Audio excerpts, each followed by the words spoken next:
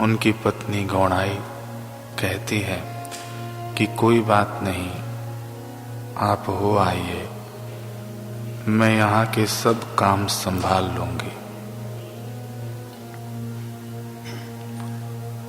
मगर विट्ठल का भोग कौन लगाएगा? दामा शेठ हड़बड़ी में बोले कि कल मंदिर में नैवेद्य लेकर कौन जाएगा? गौणाई विचार करते हुए बोली कि नामा को भेज दें तो वही कल पांडुरंग को भोग लगाएगा। दामा शेठ को भी बात जच गई। वे आंगन में कूदते फुदकते नामा के पास पहुंचे, उसे पकड़कर अपने साथ खाट पर बैठा लिया। फिर बड़े बड़प्पन और गंभीरता के साथ बोले, देख नामा, पांडुरंग हमारे इष्ट हैं, हमें सब कुछ उनका ही दिया है। विट्ठल के आशीष से ही हमारी गोद में तू आया है, इसलिए हम रोजाना पहले विट्ठल को भोग लगाते हैं, फिर ही निवाला मुख में डालते हैं। विट्ठल की जूठन को हम अपनी भात सब्जी में मिलाकर उसका प्रसाद बनाकर ही कुछ खाते हैं। परंतु नामा, कल मैं मंदिर नहीं जा पाऊंगा, इसलिए मेरी जगह तुझे विट्ठल का भोज लेकर जाना है, समझ गया ना? नामा तो उचक उठा, कल मुझे विट्ठल को खाना खिलाना है। दामा शेठ ने कहा की लक्षात ठेव, नैवेद्य व्यवस्थित झाकून घेऊन जा आणि विठ्ठलाला मनोभावे भोजन ग्रहण करण्यास सांग, समझला ना? इसका अर्थ है कि हाँ, ध्यान रहे, ठीक से नैवेद्य को ढक कर ले जाना, उसमें कोई अशुद्धि न पड़ जाए, इसका ख्याल रखना। सच्चे दिल से विट्ठल को भोजन आरोगने को कहना, ठीक है ना? नामा ने कहा, कल ही क्यों बाबा, मैं विट्ठल को रोज रोज खाना खिला दूंगा। कम से कम जब भूख लगेगी तब तो विट्ठल मेरे पास आएगा ना। जैसे जब मेरे पेट में चूहे कूदते हैं तो मैं आई के पास दौड़कर चला जाता हूँ। दामा शेठ ने कहा, मेरा भोला नामा। इतना कहकर वे चल दिए। मगर भोले तो दामा शेठ आप हैं। आप क्या जाने, जिसे आप एक बाल सुलभ नादानी मान रहे हैं, वह भक्ति की धूप में पकी लगन है। यह लगन उम्र का लिहाज नहीं करती। यह वह लगन है जिसे जाहिर होने के लिए बड़ी सधी हुई पंडितों जैसी भाषा भी नहीं चाहिए। यह तो उल्टी पुल्टी अटपटी बोली में भी अपना रंग दिखा जाती है। कल का दिन एक नन्हे भक्त का यही अनोखा रंग देखेगा, जिसे देख सतरंगी किरणों वाला सूरज भी शर्माएगा।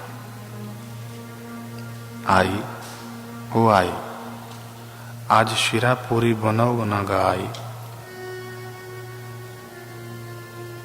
नामा कहता है कि हलवा पूरी बनाना आई। तड़के से ही नामा की जिद्द शुरू हो गई थी। मेरा पांडुरंग बहुत चटोरा है, रूखा सूखा उसे नहीं भाता।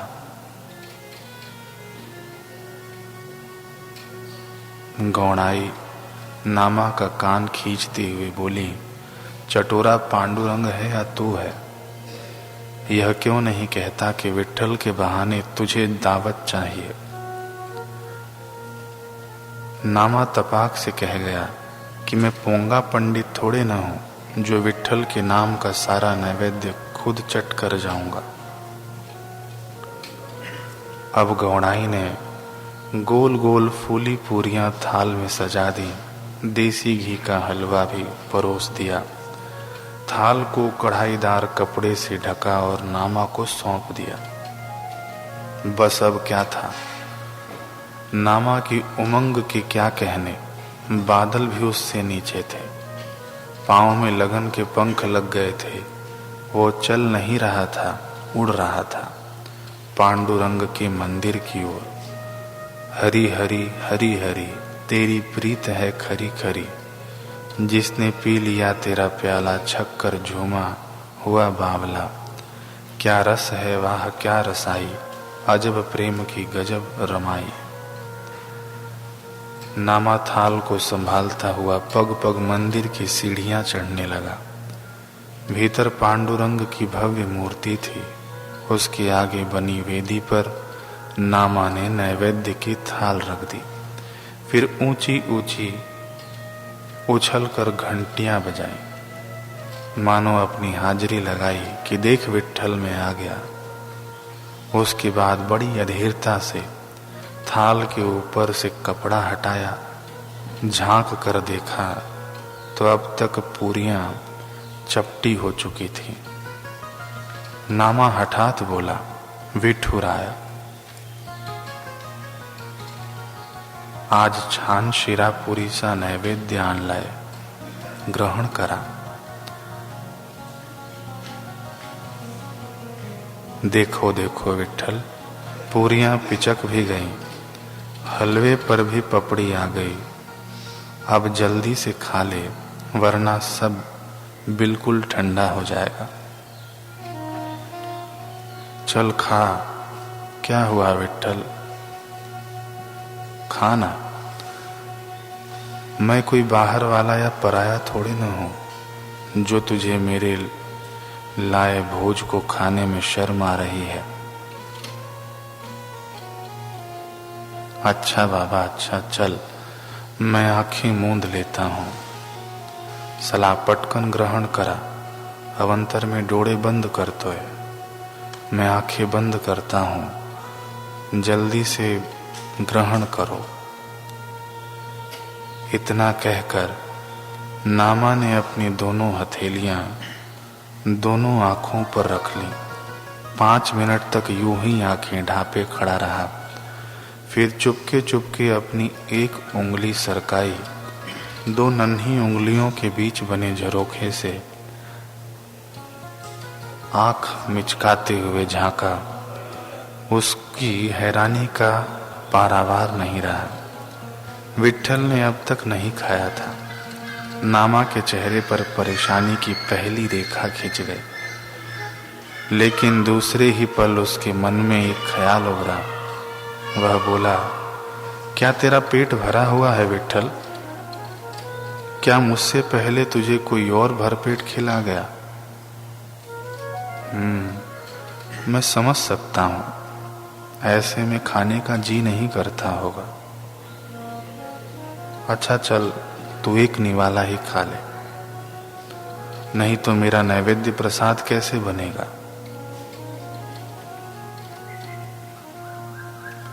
नामा तनिक ठहरा, मानो अपने विट्ठल को हरकत करने का समय दे रहा हो, मगर उधर मूरत पथरीली ही रही, एकदम जड़, मौन। अब तो नामा रुआ सा हो चला। दोनों हाथ जोड़कर घुटनों के बल बैठ गया।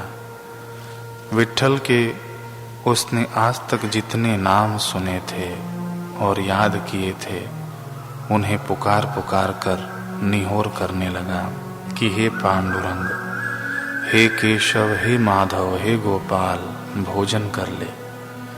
हे कृष्ण, हे कन्हैया, हे वामना, मेरे देवा भोग लगा ले।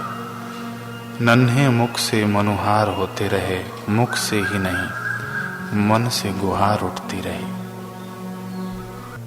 कि नन्हा नामा अपने भोले तर्क विट्ठल को सुनाते हुए कहे जा रहा है कि भोग लगाओ। नामा आगे कहता है कि हे पांडुरंगा, मी उन्हा तान्हात दुरू नालोय, हातात नैवेद्याचं ताट होतं म्हणून शरीरावरील घामाचे ओघाडही पुसता आले नाही। तुझ्यासाठी मी इतके कष्ट घेतले तरीही तू माझ्या हाताचं जेवण जेवत नाहीस. जेव न बाबा. इसका अर्थ है कि देख पांडुरंग, मैं इतनी दूर से आया हूं, धूप में चलकर आया, हाथों में तेरी थाली थी, इसलिए पसीना भी नहीं पहुंच पाया. मेरे इतनी मेहनत करने के बाद भी तू भोजन नहीं खा रहा है, क्यों? बता न क्यों. इस क्यों का जवाब नामा की छोटी सी खोपड़ी खुद ही खोजने लगी.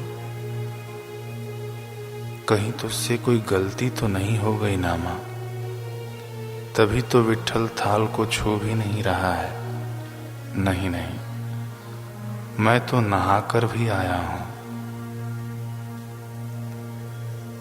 देख न विट्ठल, मेरे बाल अब तक गीले हैं. मैंने जरा सी अशुद्धि भी नहीं बरती. सच्ची, पूरे रास्ते तेरा थाल भी नहीं खोला, ढके ही रखा. भोजन जूठा भी नहीं किया, ये एकदम सुच्चा है. मैंने तो इसे ढंग से सूंघा तक नहीं. फिर क्यों नहीं खाता रे तो विट्ठल? मूर्ति अब भी मूर्तिवत ही रही, लेकिन भगवान भी सोचते होंगे आज से पहले उन्हें कोई इतना औला दौला भक्त नहीं मिला होगा. खैर, इधर हमारे नामा की जान पर बनाई. उसे घर बैठी माँ का ख्याल आ रहा था, बाबा की नसीहतें याद आ रही थी, और जो उसके मन में चल रहा था वह कहे जा रहा था. विट्ठल, तू क्या चाहता है कि क्या आज के दिन हम सब उपवास रखें? बाबा कह रहे थे कि हम विट्ठल को खिलाकर ही खाना खाते हैं, विट्ठल की जूठन का ही भोजन करते हैं. अगर तूने इसे जूठा नहीं किया तो फिर आज हम क्या खाएंगे? बताना, तू चाहता है कि हम भूखे रहें आज? आई भी मेरा रास्ता देख रही होगी. देर हुई तो गुस्सा करेगी. देख देख मेरे पांडुरंगा, लाया नामा पूरी हलवा, जल्दी आजा भोग लगा ले, कब से पुकार रहा तुझे मनवा. देर भई अब सांझ चढ़ी है, आई देखन राह खड़ी है, छुट्टी दे अब कर न देरी, वरना कट्टी तेरी मेरी. जी हाँ, अब तो भक्त ने भगवान को धमकी भी दे डाली. एक भक्त की कट्टी हल्की फुल्की नहीं होती. निस्संदेह उसमें भगवान तक को भयभीत करने की ताकत होती है. भगवान इसलिए भयभीत हो जाते हैं क्योंकि वे भक्त को रूठने का अधिकार देते हैं. नामा नन्हा और छोटा जरूर था, लेकिन उसकी कट्टी बहुत बड़ी और वजनदार थी. परंतु न विट्ठल प्रकट हुए न भोग लगाया. जड़ मूर्ति ही बने रहे. क्यों? अब भी क्यों न आए गिरधर? शायद इसलिए क्योंकि वे अपने भक्त के सब्र की सीमाओं को बढ़ा देना चाहते थे. शायद इसलिए क्योंकि वे भक्त को स्वाध्याय की गहन गहराइयों में ले जाना चाहते थे. वही हुआ. नामा सब्र और स्वाध्याय की अगली सीढ़ी पर चढ़ गया. जब उसने देखा कि धमकी भी प्रभु को हिला न पाई, तो उसने अपने लारे गाने के लिए नई धुन छेड़ी. थोड़ा चिढ़ता हुआ बोला, हाँ, तुझे मेरी कट्टी से क्या वास्ता है? मैं तेरा हूं ही कौन? मेरे बाबा दामा शेठ ही तेरे अपने हैं ना. तू उनके हाथों तो रोजाना भोजन भोग लगा लेता है. आज मैं आया तो तूने थाली से एक कौर न खाया. यह कैसा न्याय है रे तेरा विट्ठल? सब तेरे हैं, तू सबका है, ऐसा ही मैंने सुना था. पर अब पता चला तू भी भेदभाव करता है। सुना था मैंने पांडुरंगा तू हर रंग में रंग जाता है। समदृष्टि से देखे सबको तेरा सबसे एक सा नाता है। पर आज यह कैसी हट को ठाने तू इस अन्न को ठुकरा रहा। दामा के हाथों भोग लगा क्यों नामा को ठेंगा दिखा रहा। मुझे ही क्यों ठेंगा दिखा रहा है विट्ठल, मुझे ही क्यों तरसा रहा है, मुझे ही क्यों। विट्ठल पर तोहमतें लगाते लगाते नामा की सुई मुझे यानी खुद पर ही अटक गई। वह स्वाध्याय की गहराइयों में उतरने लगा। वह सोचने लगा कि आखिर मुझ में ही ऐसी क्या कमी है जो विट्ठल नहीं आ रहा है। मेरा भोग तो सुच्चा है, थाल भी सुच्चा है, पर क्या मेरा मन ही सुच्चा अर्थात सच्चा है कि नहीं। मेरे भाव ही अच्छे हैं या नहीं। बिखरे पुष्प भी हैं, मीठे कंद भी हैं, करुणा सिंधु भी हैं। था मैं ही जो शबरी बन न सका। गंगा मैया भी हैं, पास नैया भी है, राम रमैया भी हैं। मेरा भाव ही केवट बन न सका। भक्ति या साधना किसी उम्र की मोहताज नहीं होती। एक छोटी सी अधकच्ची बुद्धि में भी वह पूरी पक्की हुई मिल सकती है। एक अनगढ़ मन में भी भक्ति का आकार गढ़ दिया जा सकता है। आज नामा की यह बालवत गुहार भक्ति की इस परिपक्व अवस्था को दर्शा रही है। तभी तो वह सयाने भक्त की तरह खुद को टटोलने लगा था, अपनी कमियों को चुन चुन कर खोज रहा था। और विरह में यही होना चाहिए। ठीक इन्हीं क्षणों नामा ने एक अभंग रचा, प्यारा सा भाव। अपत्यांचे हित की जे त्या जन के, जरी वेड़े मुके जाले देख, तरी लाज कवणाला मने नामा। इसका अर्थ है कि विट्ठल बेटा पागल हो या गूंगा तब भी पिता उसको प्यार करता है। इसी तरह मेरे प्रभु तो मुझे भी नेह लगा, मुझसे भी नेह लगा। फिर चाहे मैं जैसा भी हूँ, अगर मैं बुरा हूँ अभागा हूँ तब भी तेरा ही हूँ। नामा के निहोरों में अब समर्पण का रंग दिखने लगा था। वो मूरत के चरणों में लिपट चुका था।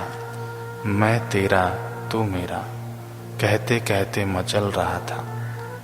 जोरदार रुलाई भी फूट उठी थी। ठिनक ठिनक कर वह आंसू बहा रहा था। उसका रोम रोम मानो चरमरा गया था एक ही दाब से कि आजा विट्ठल भोग लगा ले, आजा पांडुरंग मेरे देवा भोग लगा ले। सच्चे मन से सच्ची कशिश से वह सच्ची मनोहर घंटों उठती रही। हर पल उसकी प्रबलता बढ़ती गई। करते करते वह पल भी आया जब नामा की टेर जुनूनी हो चली। होश हवास उसका पता भूल गए। नन्ही भीगी आंखों से मर्जी बड़ी लगन झकने लगी। ऐसी दीवानगी लगन जो कुछ भी कर गुजर सकती थी, जो मृत्यु को भी सीना ठोंक कर चुनौती दे सकती थी। और यही हुआ।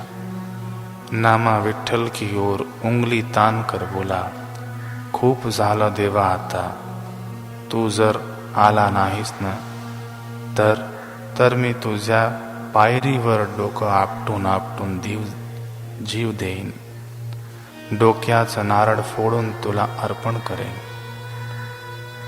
बहुत हुआ पांडुरंग, अगर तू अब नहीं आया तो मैं तेरी इस पत्थर की वेदी पर सिर पटक पटक कर प्राण दे दूंगा। अपना शीश एक नारियल की तरह फोड़ कर यहीं भेंट चढ़ा दूंगा।